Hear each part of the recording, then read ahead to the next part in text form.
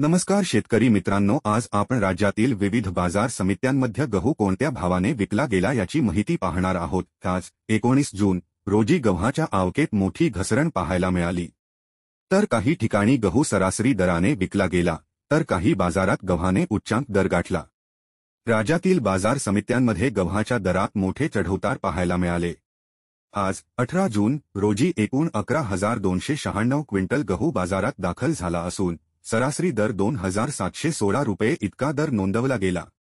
पुणे, मुंबई आणि सांगली या प्रमुख बाजारांमध्ये गव्हाला उच्च दर मिळाला।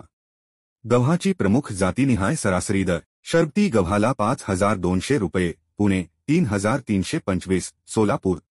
लोकल गव्हाला 2,400 ते 4,500 पर्यंत मिळाला।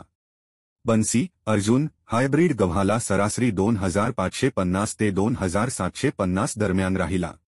राज्यातील इतर बाजार समितीमध्ये गव्हाची आवक, व्हीट अरायव्हल्स किती झाली आणि त्याला कसा दर मिळाला ते वाचा सविस्तर।